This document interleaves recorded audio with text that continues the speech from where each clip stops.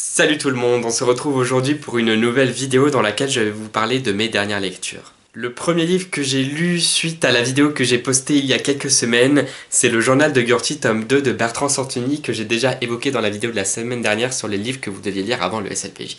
J'avais vraiment adoré le premier tome et dans ce deuxième tome on retrouve donc le personnage de Gurty qui a un maître qu'elle adore et cette fois-ci ils vont toujours dans le même lieu de vacances en Provence mais pour la période de l'hiver et de Noël. Voilà, ce que j'adore dans le journal de Gurty, c'est vraiment qu'il se passe rien à part le quotidien de Gurty. Elle s'émerveille sur toutes les choses qu'elle trouve, elle a des amis, elle a des ennemis, elle aime chasser les écureuils, elle adore son maître qui est d'ailleurs un peu entre guillemets perturbé par une copine et ça plaît pas à Gurty.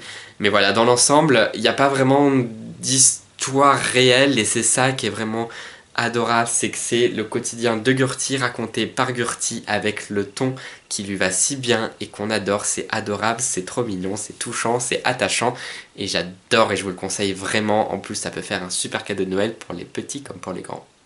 J'ai enchaîné avec un classique de la littérature jeunesse que j'ai dans ma pile à lire depuis quelques temps et que j'avais hâte de lire et que je n'avais toujours pas lu et que j'avais d'ailleurs emprunté à la bibliothèque il y a très longtemps quand j'étais plus jeune, mais j'avais pas lu, je sais pas pourquoi, alors que ce roman m'a toujours attiré.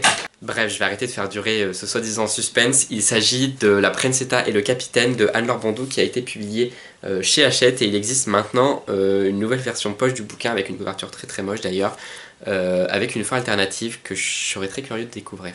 En tout cas, j'ai vraiment adoré La Princita et le Capitaine. Je trouve que Anne-Laure Bondou a vraiment un grand talent pour raconter des histoires. Autant dans Tant que nous sommes vivants, elle racontait une très belle histoire mais qui était bouleversante et qui était sur un ton très particulier. Autant dans ses autres livres, elle est sur des romans d'aventure qui nous emportent ailleurs et elle le fait avec tellement de talent que je trouve ça époustouflant. Dans La Princita et le Capitaine, on est dans un royaume imaginaire. Voilà, la Princita qui est donc en fait la princesse du royaume mais ça s'appelle Princita. En a marre de ce pays entre guillemets, de tout ce qu'on lui impose en tant que princesse, notamment un mariage forcé, et du coup elle décide de fuir. D'un autre côté, même s'il a une place un peu moins importante, on a, alors j'ai oublié son nom, Orpheus qui rêve depuis toujours d'aller sur la mer mais qui ne l'a jamais fait parce que pour des raisons biologiques il peut pas le faire. Et puis un jour, son père va faire éclater un secret qu'il avait gardé depuis très longtemps et Orpheus va peut-être voir sa vie changer. C'est un roman avec énormément de rebondissements auxquels on s'attend pas forcément, avec beaucoup de personnages qui sont tous très attachants. Cette histoire est super bien menée par une plume limpide et un peu poétique aussi et vraiment captivante. J'ai adoré suivre l'aventure de ces deux personnages et de tous ceux qui les entourent. Et puis surtout, même si c'est un royaume imaginaire, même si c'est des histoires imaginaires, même s'il y a un brin de fantastique, et ben je trouve que tout était... Enfin vraiment on y croyait, parce que la façon dont les actions s'enchaînent, la façon dont c'est raconté, ben il y a quelque chose de réel et de vrai, et juste ça semble vraiment naturel comment les choses s'enchaînent, comment les personnages ressentent ce qu'ils vivent, et puis les événements qui arrivent, et puis les malheurs comme les bonheurs, voilà, c'est peut-être un peu flou ce que je dis, mais j'ai vraiment trouvé que ce roman d'aventure avait une âme particulière due à la façon qu'a Anne-Laure Bondou de raconter des histoires, et je vous le recommande vraiment parce que c'est un super moment d'évasion, et c'est très touchant, et waouh, j'adore, et puis la fin est terrible. Bon, j'ai continué avec une lecture qui est dans un tout autre registre puisqu'il s'agit d'Histoire de la violence d'Édouard Louis qui est paru au Seuil. Je sais pas si vous aviez déjà entendu parler de En finir avec Eddie Bellegueule qui est le premier roman de cet auteur, mais voilà, c'est un roman très difficile et une fois de plus ce roman est très dur.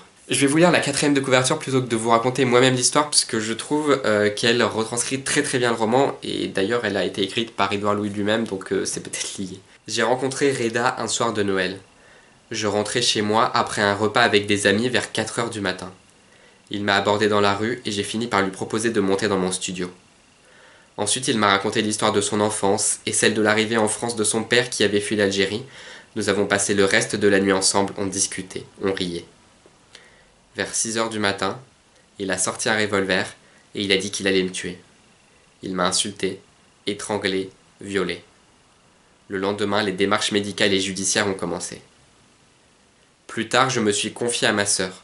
Je l'ai entendu raconter à sa manière ces événements.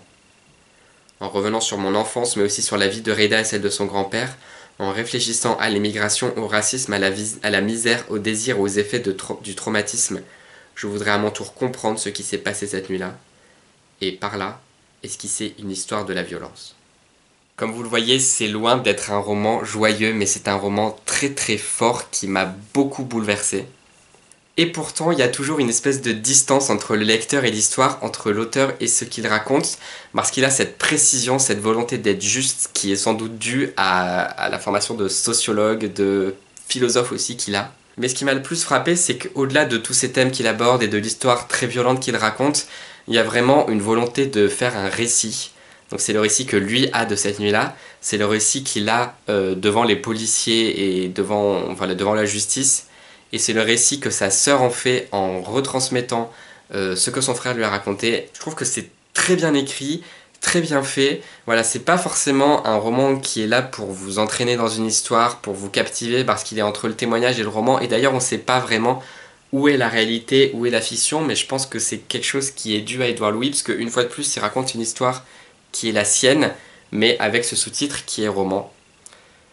Donc voilà, ça on sait pas, mais c'est aussi peut-être ce qui fait partie du charme et en même temps du mystère du livre et de l'auteur. En tout cas, c'est vraiment un très bon livre. Jusqu'à quel point il m'a touché, je ne sais pas, mais je le trouve vraiment juste, intelligent, un peu distancié, et finalement tout de même assez fort. Et j'ai quand même vraiment aimé me replonger dans cette histoire à chaque fois, même si aimer n'est pas forcément le verbe le plus juste quand on parle d'un livre qui parle avec une telle force de la violence. Je suis revenu vers la jeunesse, notamment en attendant le salon du livre jeunesse de Montreuil et pour changer un peu de ton, avec Les Belles Vies de Benoît Mainville. Si vous vous rappelez, j'avais adoré son précédent roman dont j'ai déjà oublié le nom, mais que je vous recommande peut-être plus que Les Belles Vies. Voilà, j'ai beaucoup aimé Les Belles Vies parce que je trouve que Benoît Mainville, une fois de plus, arrive à écrire sur des personnages très touchants, très justes et très forts, mais je l'ai trouvé un peu moins bien écrit, un peu moins original que le précédent. Malgré la justesse des personnages, on est parfois dans quelque chose pas qui sonne faux, mais en tout cas il y a parfois une espèce de distance entre l'histoire et nous. Après voilà, moi j'ai vraiment été entraîné avec passion dans cette histoire, où l'on croise des personnages un peu bousculés par la vie, mais qui continuent malgré tout à avancer avec émotion et en essayant d'avoir une belle vie justement. Je saurais pas trop quoi vous dire d'autre parce que tout est là, c'est l'émotion, c'est une histoire attachante et pourtant réaliste, c'est de la justesse, c'est de l'émotion, c'est un style fin et vraiment travaillé et émouvant, même si un peu en dessous, selon moi, de son précédent roman. Mais en tout cas, Benoît Mainville est selon moi un auteur à lire. Et voilà, il est publié chez Exprime, chez Sarbec. Je viens également juste de terminer Les Pluies de Vincent Vimeo qui est paru chez Fleurus, dont je vous ai également parlé la semaine dernière dans ma vidéo pour le SLPJ. Dans Les Pluies, comme l'indique le titre, il y a en fait un déluge, des pluies qui durent depuis 8 mois. Et il y a déjà beaucoup de zones dans le pays dans lequel vivent les personnages qui ont été inondées, submergées par les eaux. Et le personnage principal qui est donc Coche, qui est amoureux d'une jeune fille qui s'appelle Lou, et ils vivent tous les deux dans le même village, et eux n'ont pas encore dû fuir de leur village à cause de la submersion qu'aurait causé l'eau.